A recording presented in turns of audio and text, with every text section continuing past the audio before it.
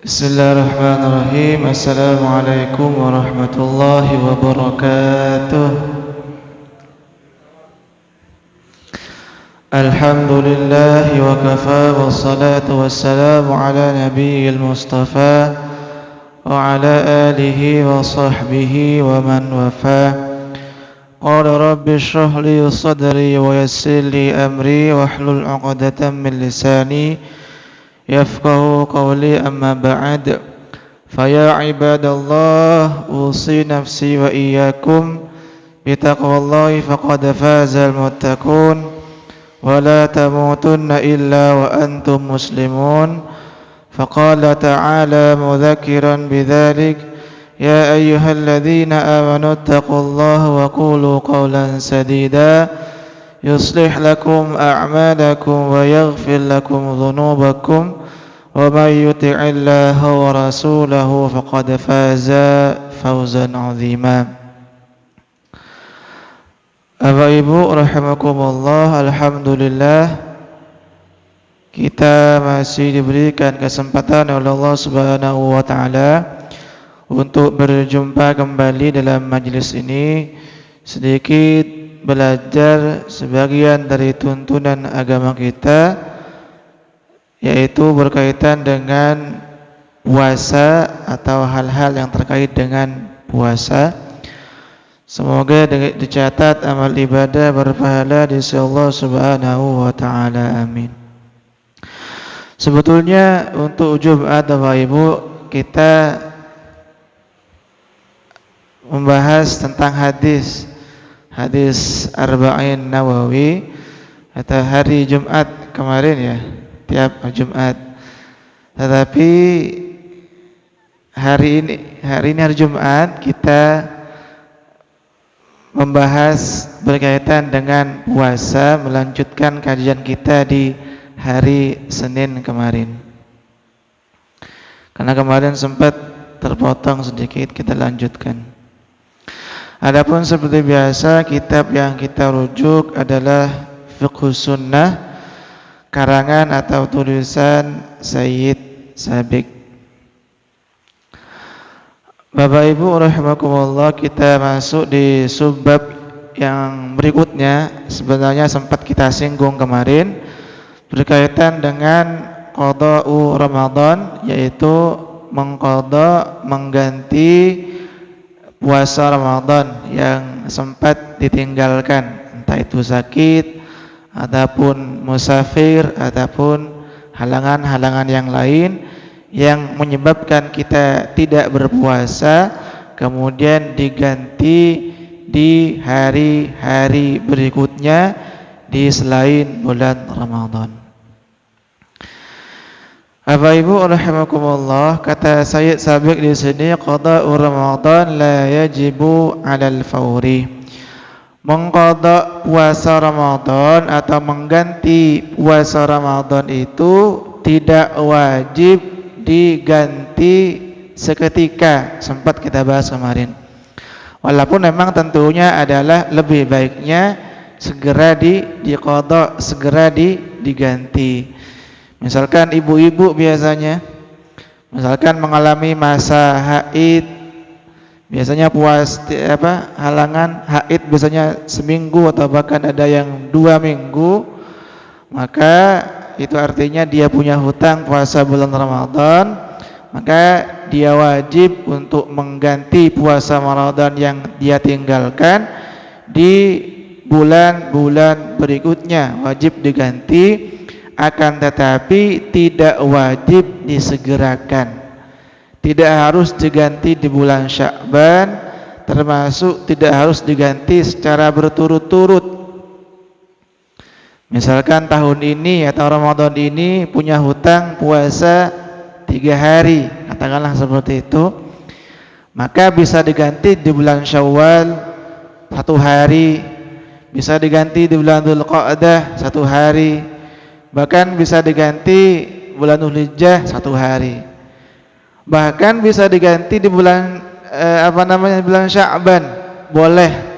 Walaupun memang alangkah lebih baiknya segera diganti, karena bagaimanapun itu merupakan kewajiban. Apalagi nanti dikhawatirkan di bulan-bulan Dzulqa'dah, Dzulhijjah dan seterusnya, dikhawatirkan punya kesibukan-kesibukan yang lain. Maka kalau misalkan di bulan Syawal sudah punya kesempatan dan mampu untuk berpuasa, alangkah lebih baiknya untuk segera ditunaikan, dilunasi hutang puasanya. Adapun Aisyah sendiri, Bapak Ibu rahimakumullah, disebutkan di sini bahwa Aisyah pernah punya hutang puasa bulan Ramadan, annaha kanat taqdi ma 'alaiha bin Ramadan fi Sya'ban.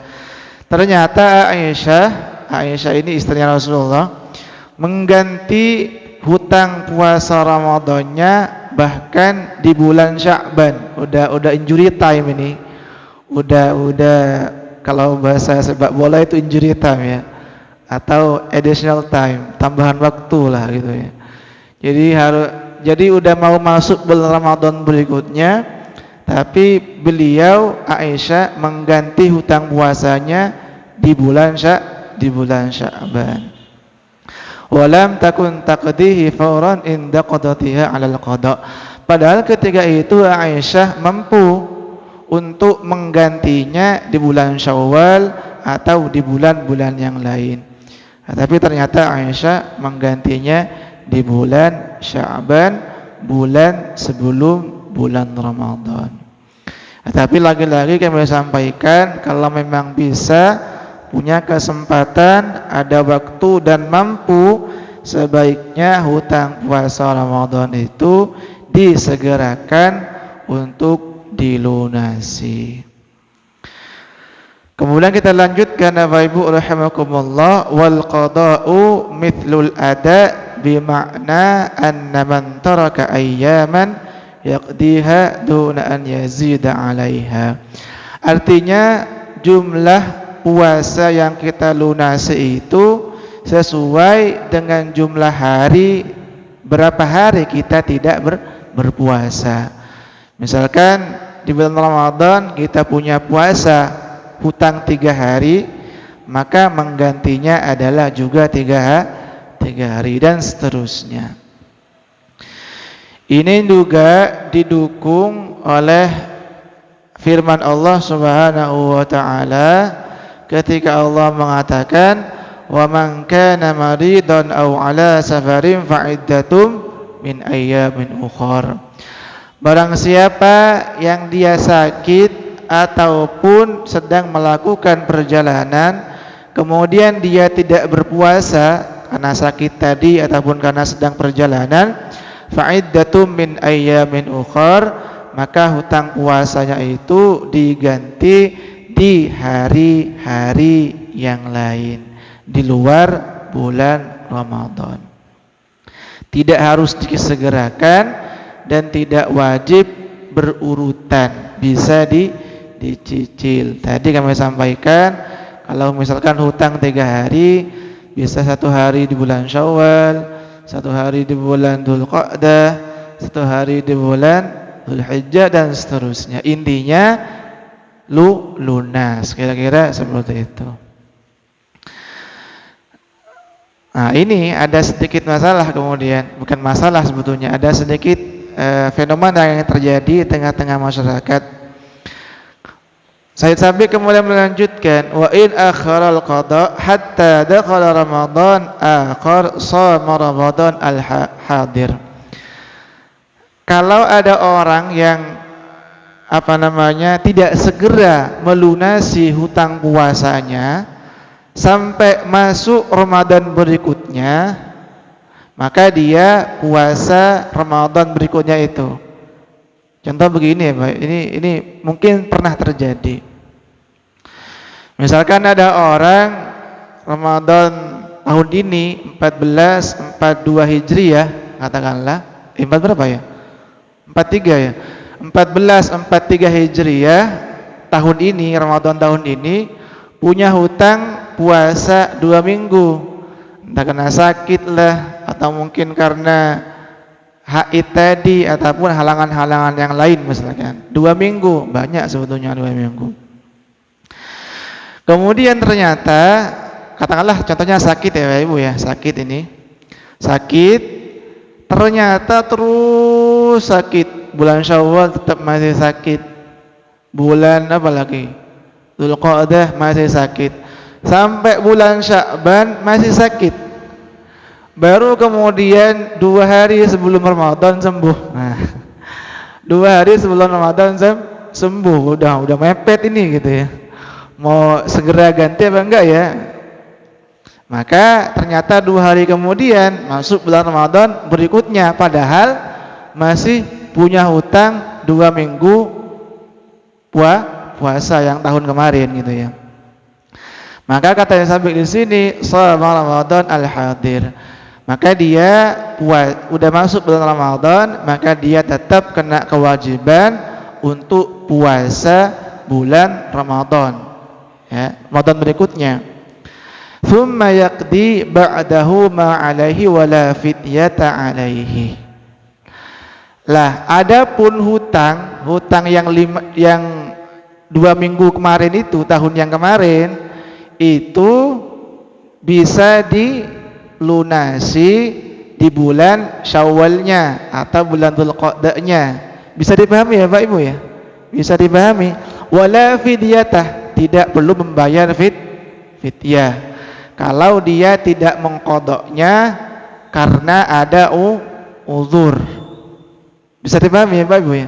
Tadi kan ada sakit toh, dia kan sakit, orang ini sakit, tidak mampu untuk berpuasa, ternyata tiba-tiba sudah masuk puasa berikutnya, maka dia wajib puasa di Ramadan yang baru itu. Kemudian hutang 2 minggunya itu bisa dilunasi, dibayar tanda kutip ya, dilunasi di bulan berikutnya, entah itu Syawalnya, Dzulqa'dahnya, adapun Dzulhijjah ataupun bulan-bulan yang lain, dan tidak perlu membayar fidyah. Ini kalau dia tidak mengqadanya itu karena uzur syar'i, entah sakit gitu ya. Bisa dipahami ya Pak Ibu ya? Ini kok kayaknya susah jelasinnya saya ini. Itu ya.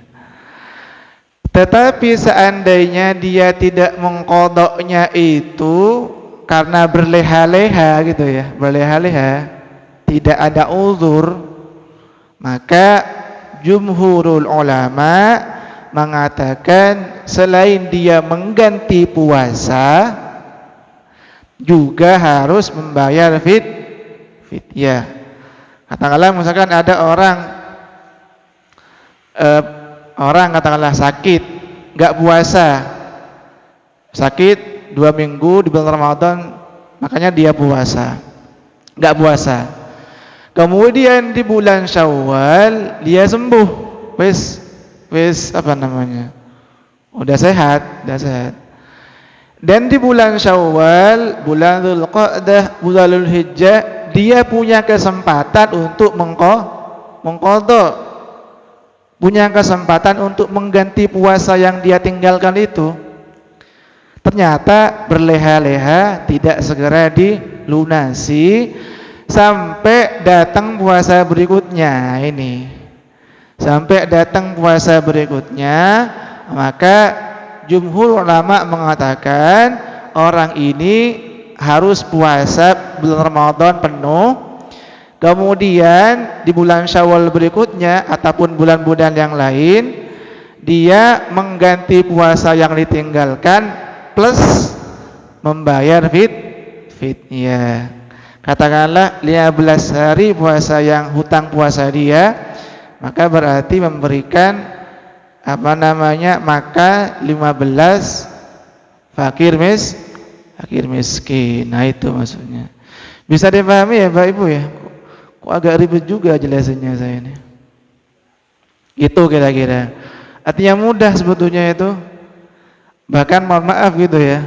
Kalangan mazhab Hanafiyah di sini disebutkan baik alasannya itu uzur atau tidak perlu memberikan fidyah blas gitu ya. Cukup membayar hutang puasanya, tidak ada fidyah-fidyahan kata beliau itu. Dan inilah kemudian yang dipilih oleh Sayyid Sabiq sendiri, penulis kitab ini. Sayyid Sabiq lebih memilih pendapat kalangan Hanafiyah yang menyatakan bahwa orang yang tidak segera mengqadha puasanya karena tidak ada uzur, tetap tidak wajib membayar fidyah. Cukup mengqadha puasanya. Ini sedikit perbedaan pendapat, dan ternyata ini yang dipilih oleh Sayyid Sabiq.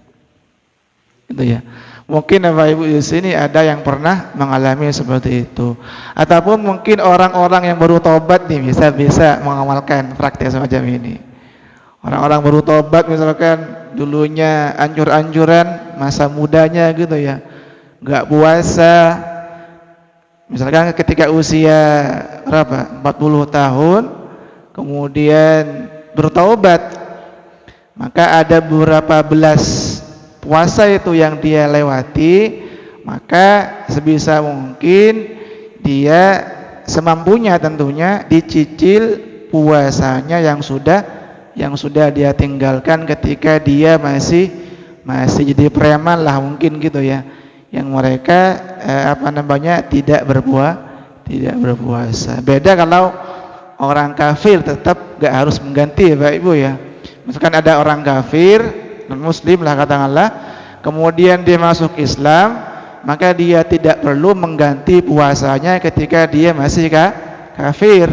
Beda kalau orang muslim, dia preman katakanlah, atau mungkin julukan-julukan yang lain, bajingan atau apa, kemudian dia tidak berpuasa, ternyata ketika usia 40 tahun, 50 tahun insaf, taubat, maka sebisa mungkin semampunya diusahakan mengganti, mengqadha puasa yang dia tinggalkan beberapa tahun yang lalu tanpa membayar fidyah menurut Hanafi. Sedangkan menurut ulama yang lain dengan membayar fidyah. Bisa dipahami ya Pak Ibu ya? Bisa. Kira-kira seperti itu. Tapi lebih enak mazhab Hanafi ternyata. Tidak perlu membayar fidyah, apalagi kalau uangnya pas-pasan gitu ya. Kalau bagi orang-orang kaya mungkin satu porsi makan murah sebetulnya ini. Murah. Jadi kira-kira seperti itu Bapak Ibu berkaitan dengan mengqadha puasa. Kemudian kita lanjutkan ke subbab yang berikutnya berkaitan dengan man mata wa alaihi shiyam. Orang yang mati, yang meninggal dunia mempunyai tanggungan puasa. Ini juga ada sedikit perbedaan pendapat di kalangan para ulama. Disebutkan di sini fa in mata wa alaihi siyamun wa kana qad tamakkana min siyamihi qabla mautihi faqad ikhtalafa al-fuqaha fi hukmihi. Fadhabaha jumhur ulama minhum Abu Hanifah wa Malik wal masyhur 'an Syafi'i ila anna waliyahu la yasumu anhu wa yut'amu anhu muddan an kulli yaumin. Jadi ketika ada orang, Bapak Ibu rahimakumullah, punya tanggungan puasa, misalkan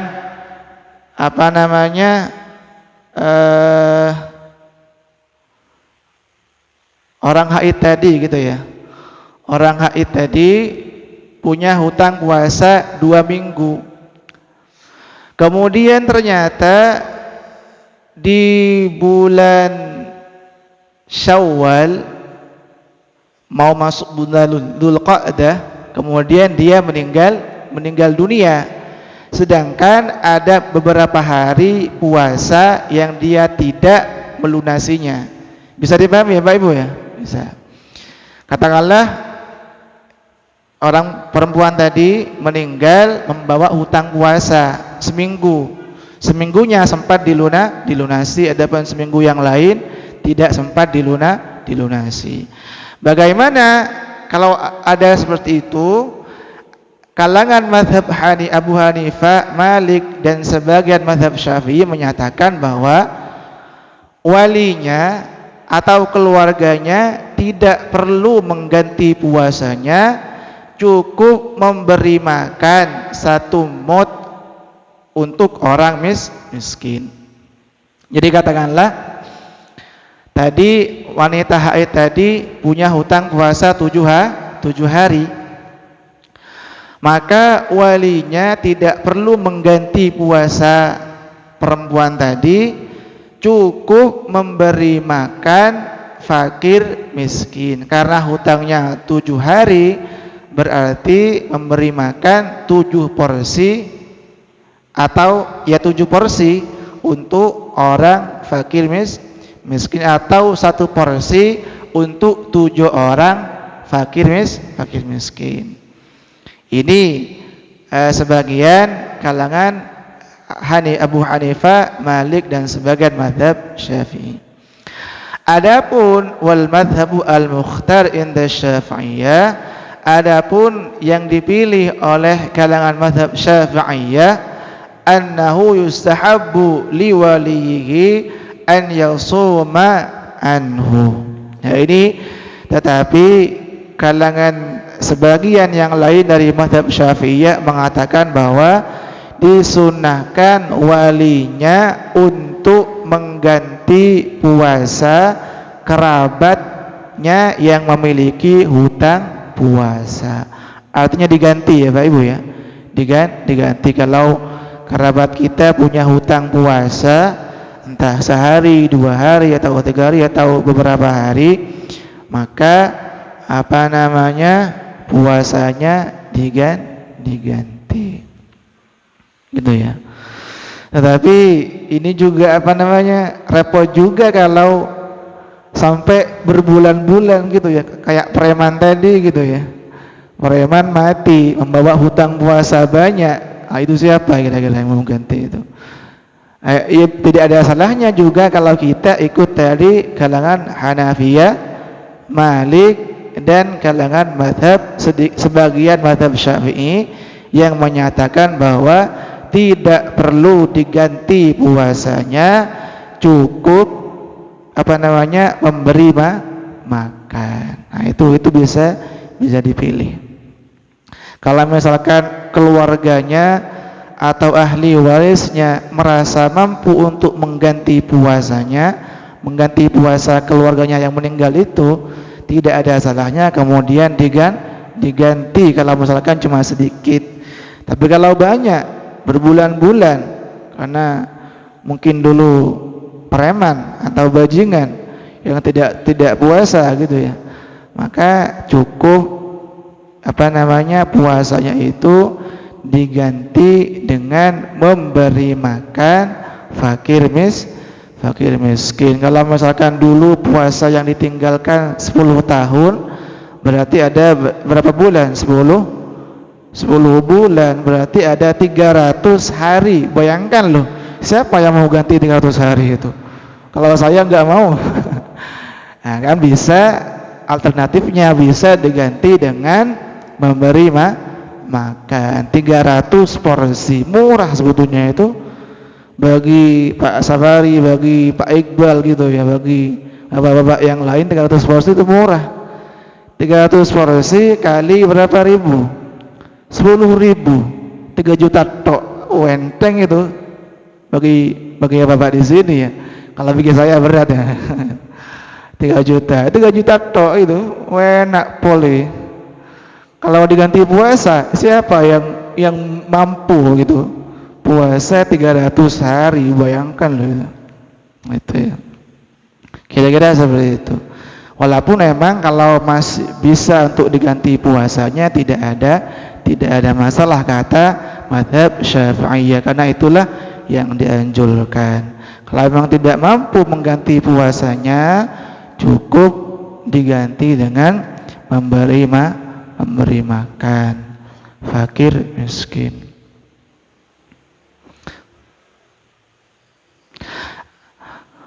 Adapun yang dimaksud dengan wali, Bapak Ibu rahimakumullah, kan kata Nabi sallallahu alaihi wasallam, man mata wa alaihi siyamun shama anhu waliyuhu.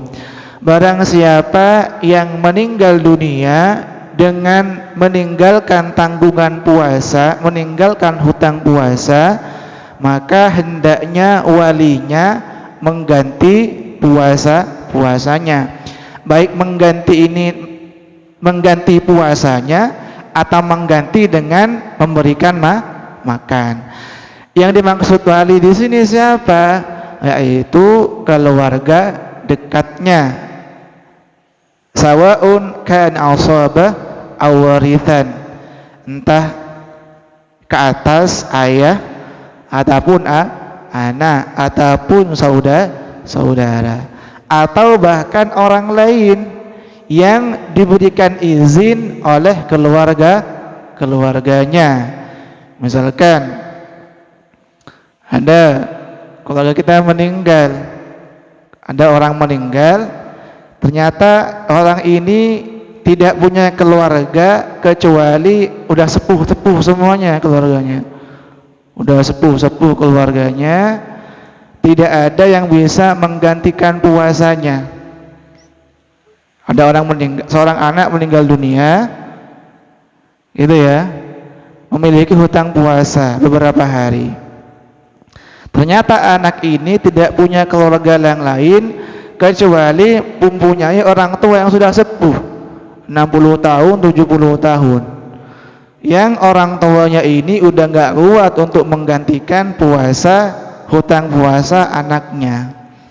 Maka kalau seperti itu boleh, kata Said Sabiq di sini, puasanya itu dilunasi, digantikan oleh orang lain, tentunya atas izin walinya. Misalkan orang tua anak tadi bilang, kayaknya saya gak mampu ini mengganti hutang puasa anak saya. Kemudian dia manggil orang lain, manggil anak siapa lah, Le gitu ya, bener ya, Le, ini anak saya punya hutang puasa, saya gak mampu untuk menggantikan puasanya nih. Gimana kalau kamu menggantikan puasanya? Sanggup gak? Sanggup Pak, berapa hari? Rong dino. Oke, 2 hari aja gitu ya. Sanggup. Nah itu boleh, kata Sayyid Sabiq. Walau shama ajnabiyyun anhu shahha in kana bi idznil wali. Seandainya puasanya itu digantikan oleh orang lain, itu akan dianggap sah atas izin walinya. Itu tadi contohnya. Kira-kira seperti itu. Bapak Ibu rahimakumullah. Ini udah hampir selesai sebetulnya. Pembahasan berikutnya berkaitan dengan Lailatul Qadar. Tapi kayaknya tidak begitu penting Bapak Ibu ya. Karena udah salat malam semua ini. Insyaallah ini udah selesai dan saya ingin membahas berkaitan dengan zakat fitrah Bapak Ibu ya. Boleh ya Bapak Ibu ya sedikit ini. Nah, ini. Karena berkaitan dengan puasa juga sih zakat fitrah. Artinya maksudnya ditunaikan di bulan itu Ramadan atau di sebelum sholat Idul Fitri. Kita masuk ke subbab berikutnya Bapak Ibu rahimakumullah, berkaitan dengan zakatul fitri. Masih ada waktu, masih banyak malah. Zakatul fitri ay az-zakatu allati tajibu bil fitri fi Ramadan wa hiya wajibun. Zakat fitri itu hukumnya adalah wajib. Ala kulli fardin minal muslimin, wajib bagi setiap individu, setiap muslim, saghirin, baik muslim yang masih kecil, anak-anak. Jadi anak-anak au kabirin ataupun udah tua, wajib menunaikan zakat fitri atau zakatul fitri. Anak-anak sekalipun belum baligh itu wajib menyalurkan atau menunaikan zakat fitri. Zakat fitrah kalau di sini sebutnya ya. Tentunya kalau anak kecil yang wajib adalah siapanya? Adalah ya ayahnya gitu ya. Kalau enggak ada ayahnya ya kakeknya dan seterusnya. Misalkan ada orang yang lahir gitu ya. Lahir tanggal 30 Ramadan, dia juga wajib menunaikan zakat fitri. Ya, baru lahir pun juga kena kewajiban. Tapi tentunya kewajiban ini bukan atas anaknya, tapi bagi siapanya tadi? Bagi bapaknya ataupun kakeknya yang wajib memberikan nafkah kepada si bayi tadi. Gitu ya. Nah, itu termasuk anak-anak kecil gitu ya. Anak bahkan sekalipun belum baligh. Zakarin au untha, laki-laki ataupun perempuan juga wajib menunaikan zakat fitrah. Hurrin au abadin, orang merdeka ataupun budak. Tapi lagi-lagi perbudakan sudah bisa dibilang tidak ada gitu ya di zaman sekarang. Apalagi tentunya Islam sangat getol untuk memberantas perbudakan. Nah, kalau berkaitan dengan janin ya Bapak Ibu, janin. Misalkan ada perempuan hamil, apakah perlu dizakat fitrahkan juga gitu ya? Nah, ini terjadi perbedaan pendapat di kalangan para ulama. Tapi kalau janin yang sudah usia 4 bulan gitu ya, udah usia 4 bulan, itu memang sekalipun memang mayoritas ulama tidak mewajibkan, tetapi seandainya zakat fitrahnya pun diberikan, itu tetap lebih bagus gitu ya. Tetap lebih bagus, dan ini yang dilakukan oleh Utsman bin Affan termasuk seperti itu. Jadi ibu-ibu katakanlah atau bapak-bapak juga gitu ya, yang istrinya katakanlah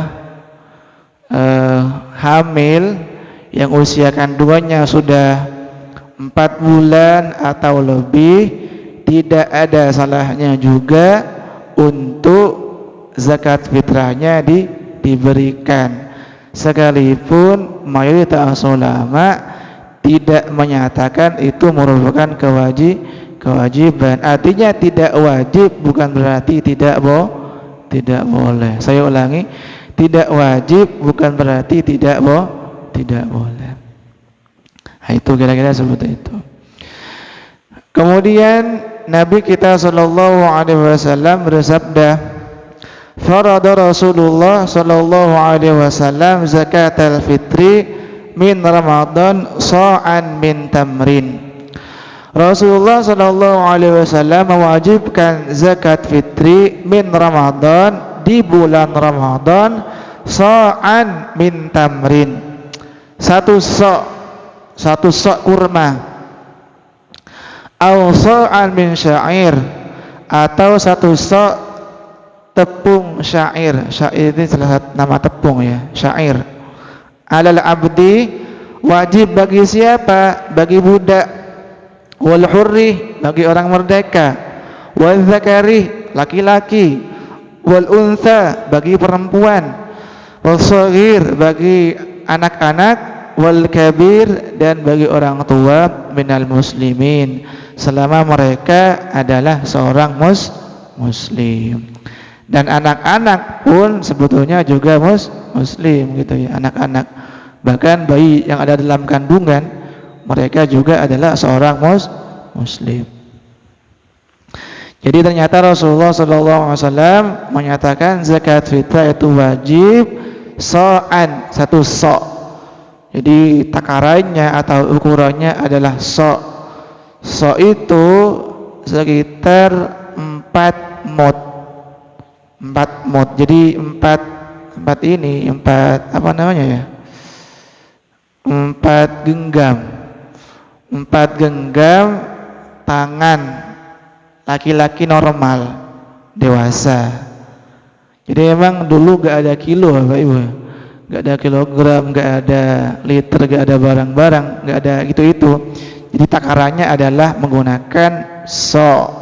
Makanya pantas kemudian ada, kalau dikonversi ke kilogram, maka pantas ada sedikit perbedaan karena memang takaran di zaman Nabi tidak menggunakan itu, tapi menggunakan istilah sok atau istilah mot. 1 sok sama dengan 4 ini apa namanya? 2 genggam tangan laki-laki dewasa. Kira-kira seperti itulah. Dan di zaman Nabi juga yang dizakati itu adalah tamar, kurma. Termasuk juga syair, yaitu tepung syair, termasuk juga gandum dan seterusnya. Kita lanjut biar lebih jelas lagi. Kemudian syuri'at zakatul fitri fi Sya'ban min as-sanati ats-tsaniyati min al-hijrah. Jadi ternyata zakat fitrah ini disyariatkan di bulan Sya'ban tahun kedua Hijriyah. Jadi ketika Nabi hijrah ke Madinah, tahun pertama itu belum ada perintah puasa. Jadi belum puasa gitu ya. Bahkan di Mekah sahabat-sahabat itu gak ada yang puasa, belum puasa karena belum turun perintah. Baru Nabi hijrah ke Madinah selang 2 tahun atau tahun kedua Hijriyah, disitulah kemudian diperintahkan untuk melaksanakan puasa, termasuk juga diperintahkan untuk melaksanakan atau menunaikan zakat fitrah. Tahun kedua itu ternyata Nabi itu puasa Ramadan sekitar berapa kali? 9 kali Nabi puasa tahun kedua Hijriyah gitu ya. Apa tujuan? Salah satu tujuan disyariatkannya zakat fitrah ini tuhratan lis-shaim, agar bisa membersihkan bagi orang-orang yang berpuasa mimma asa an yakuna waqafina al-lagwi war-rafathi. Jadi zakat fitrah itu disyariatkan oleh Allah Subhanahu wa taala agar membersihkan sedikit dosa atau beberapa kesalahan yang dilakukan oleh orang-orang yang berpuasa di bulan Ramadan. Salah satunya dibersihkan dengan memberikan zakat fitrah. Walitakuna aunan lil fuqara wal masakin, termasuk juga zakat fitrah itu bagian dari bentuk tolong menolong lil fuqara wal masakin, kepada orang fakir miskin. Karena boleh jadi tetangga kita yang fakir miskin, boleh jadi ada di lingkungan kita yang fakir miskin, yang bahkan mungkin tidak punya beras gitu ya, atau mungkin tidak punya uang, yang mereka kita kasih zakat fitrah itu agar nanti di hari raya dia juga bisa merasakan kenikmatan. Jadi tidak sedih gitu ya, biar ada yang bisa dimakan. Jadi ternyata gitu ya ajaran Islam gitu ya, sampai segitunya menjunjung tinggi nilai-nilai kemanusiaan gitu ya. Jadi sangat keliru sekali gitu ya ketika Islam itu intoleran, ketika Islam tidak manusiawi ajarannya, itu justru sangat-sangat keliru. Bahkan Islam menjunjung tinggi nilai-nilai kemanusiaan. Kemudian kita masuk ke pembahasan berikutnya, masih terkait dengan zakat fitrah. Ala man tajibu, bagi siapa zakat fitrah ini diwajibkan? Wajib alal hurri al muslimi, wajib atas orang merdeka yang muslim, gitu ya.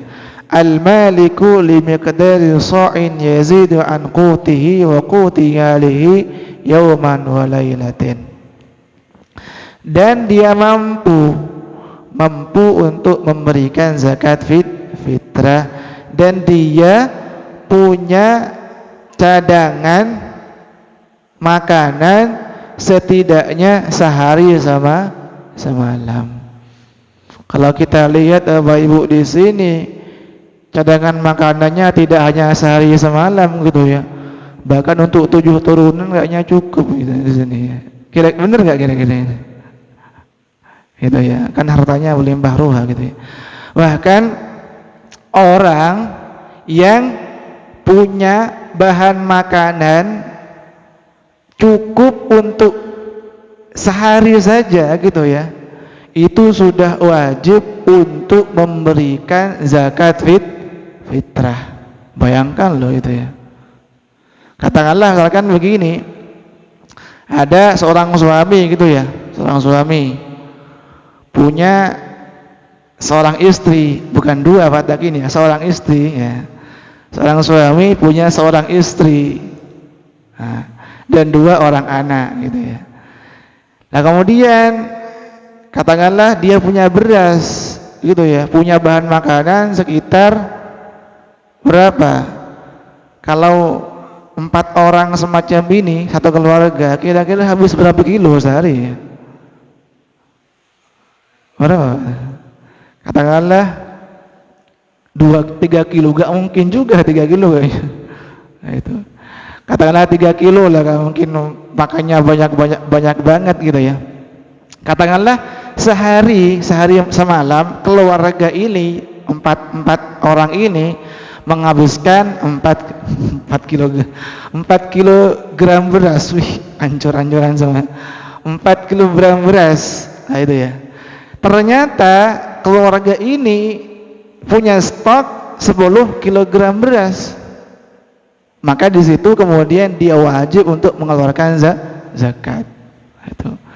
Kalau bapak-bapak di sini tidak hanya 10 kilogram beras, berapa ton beras ada kayaknya ini. Kalau melihat dari saldo di rekeningnya gitu ya, itu maksud saya. Itu. Bahkan orang disebutkan di sini, orang yang punya bahan makanan lebih dari sehari semalam cukup dia dan punya kelebihan, maka dia wajib kemudian memberikan zakat. Dan tentunya kalau kita kaitkan dengan Bapak Ibu di sini tentunya sudah wajib. Gitu ya. Wa tajibu alaihi an nafsihi wa amman talzimu nafaqatuhu ka zawjatihi wa abnaihi. Nah, kemudian juga zakat fitrah itu wajib bagi dirinya dan orang yang wajib dia nafkahi. Kalau suami tentunya juga untuk istrinya, untuk anak-anaknya gitu ya. Jadi harta zakat fitrah itu diambil dari harta suami gitu ya. Harta suami.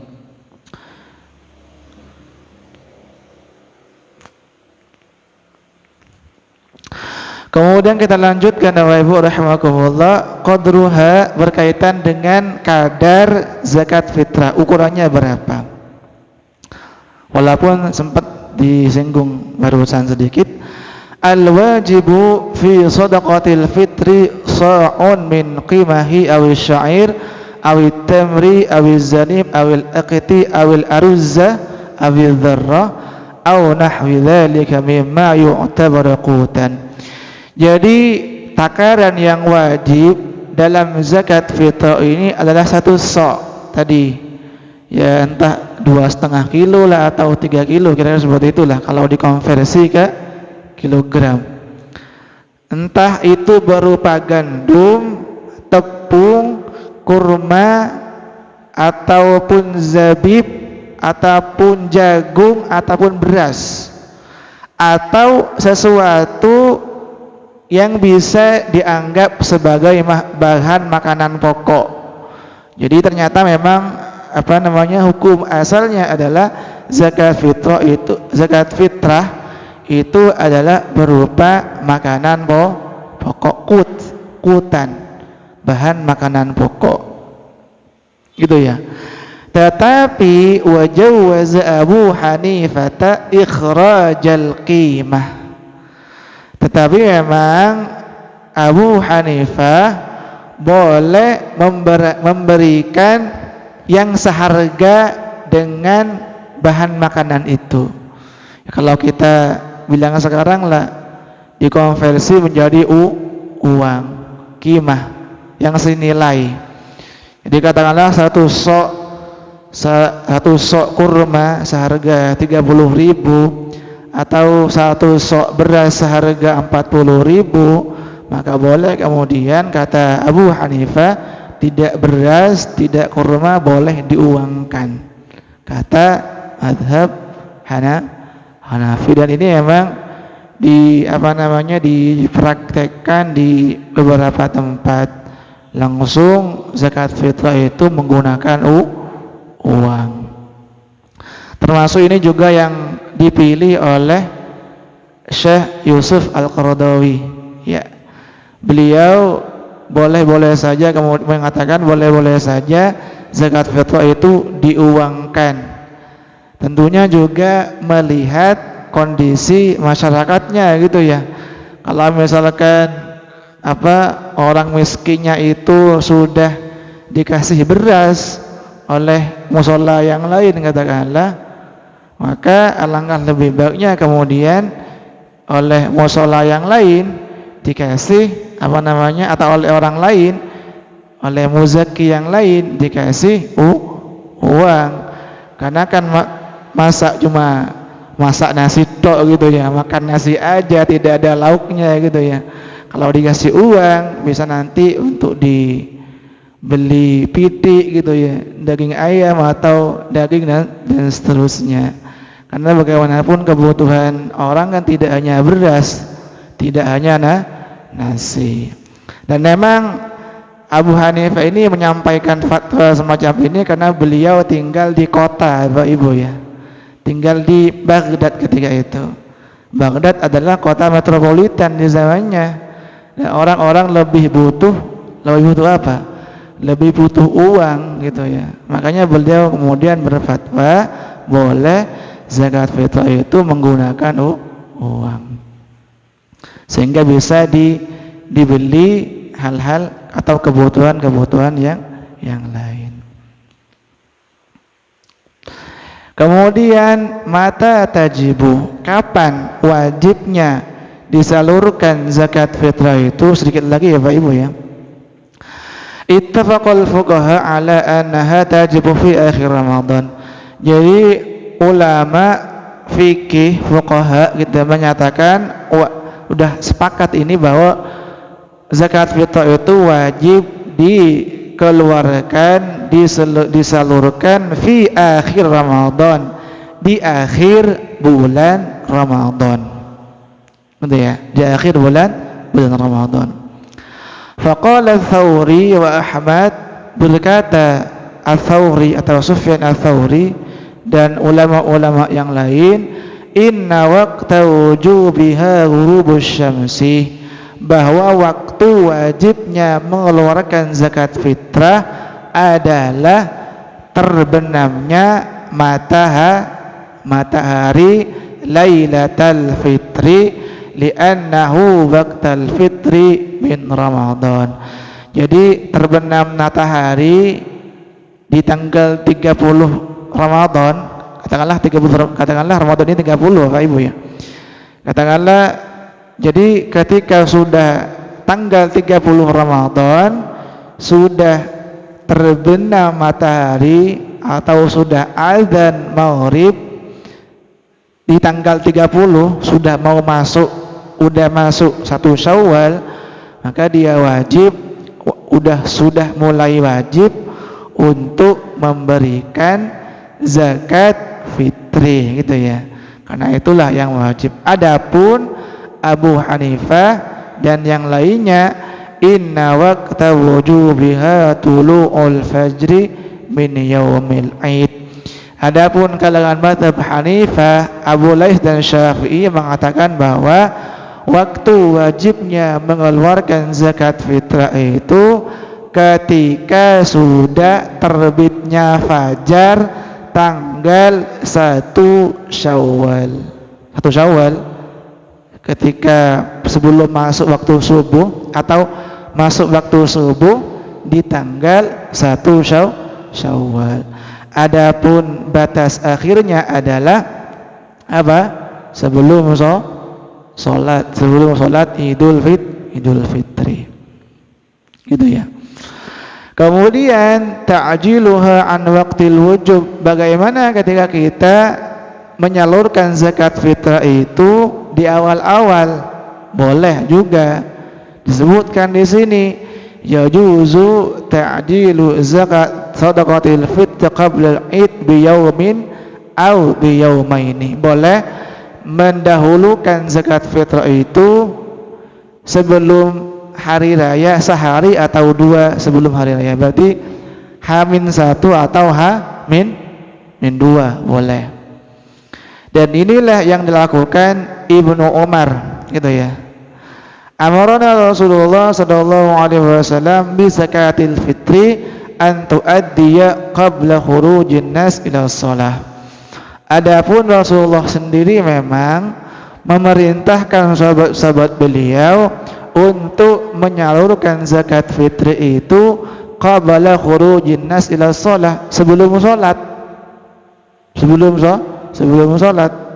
Katakanlah salat di sini jam 7, ya bisa disalurkan jam 5 atau jam 6 kalau tidak repot gitu ya. Tapi kalau kita melihat kondisi saat ini repot, udah blas itu.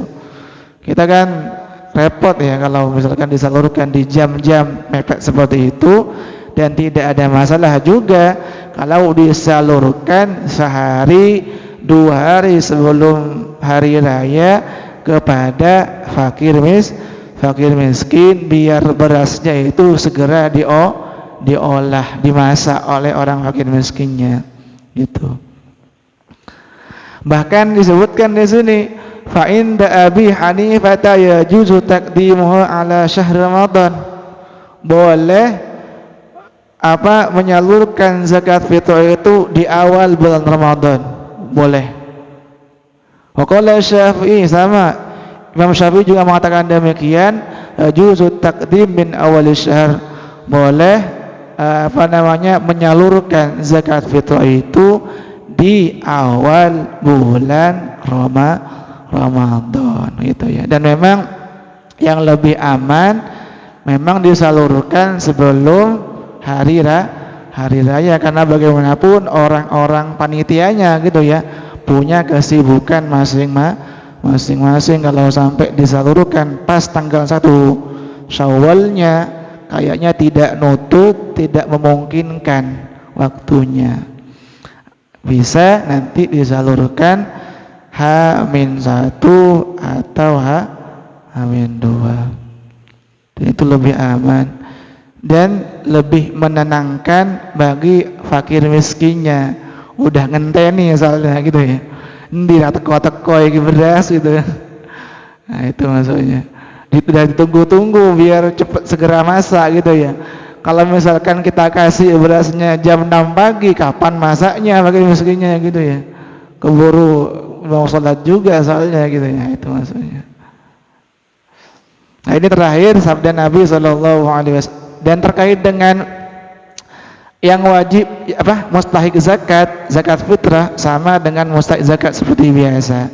Artinya zakat fitrah itu disalurkan kepada 8 gitu ya, 8 asnaf sama. Walaupun memang kata Sayyid Sabiq di sini zakat fitrah itu lebih baiknya dikhususkan saja kepada wal fuqara wal masakin, fakir miskin, tidak ke mu'allaf, tidak ke siapa lagi, ke sabilillah, tidak ke panitia atau tidak ke amil, tidak gitu ya. Walaupun boleh-boleh saja, tetapi kata saya di sini lebih baiknya, lebih utamanya dikhususkan kepada fakir miskin. Ini didasari kepada sabda Nabi sallallahu alaihi wasallam, "Ughnuhum an tawafi hadzal yaum." Cukupkanlah mereka kebutuhan fakir miskin itu sehingga mereka tidak meminta-minta di hari raya. Nah, itu maksudnya. Artinya ngenes kan gitu ya. Masa di hari raya tetangga orang miskin kita masih minta-minta gitu ya, kan ngenes juga itu. Makanya kegembiraan hari raya alangkah lebih baiknya juga dirasakan oleh orang fakir miskin. Salah satunya adalah diberikan zakat fitrah gitu ya. Jadi kira-kira seperti itu Bapak Ibu rahimakumullah, dan semoga bermanfaat dan dicatat amal ibadah berpahala di sisi Allah Subhanahu wa taala. Kita tutup perjumpaan kita kali ini dengan kafaratul majlis. Subhanakallahumma wa bihamdika asyhadu an la ilaha illa anta astaghfiruka wa atubu ilaik. Assalamualaikum warahmatullahi wabarakatuh.